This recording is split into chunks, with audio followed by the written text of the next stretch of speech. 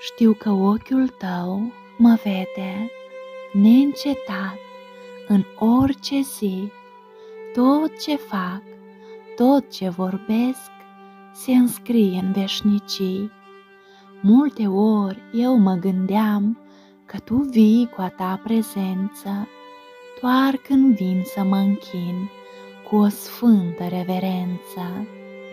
Iartă-mă, iubite Tată, că prea mult în viața mea am trăit fără să-ți văd veșnica prezența ta.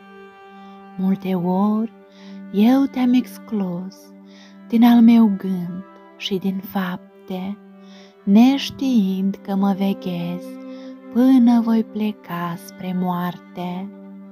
Tot ce Duhul tău cel sfânt mă îndeamnă zi și noapte, e ca traiul meu să fie dezbrăcat de-a lumii fapte.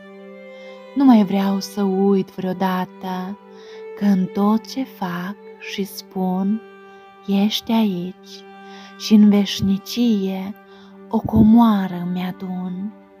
Nu pot să tăgăduiesc că prezența ta cea sfântă e cu mine când mi-e bine sau când grijuri mă frământă. Tot ce fac de acum încolo, fiecare vorbă spusă, vreau să-ți fie mărturie că-s a ta și-ți sunt supusă. Nu mai vreau să uit, Părinte, că în mila ta cea mare ești cu mine în orice clipă cu o mână protectoare. Vreau să-ți onorez prezența ce o simt în viața mea, făcând totul cum voiești ca să-ți capeți slava ta.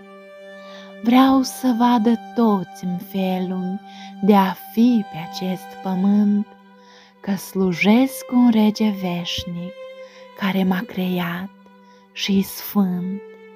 Vreau purtarea mea să spuie mult mai mult ca gura mea, să-ți fiu o mărturie până când vei hotărî să mă iei în slava ta. Amin.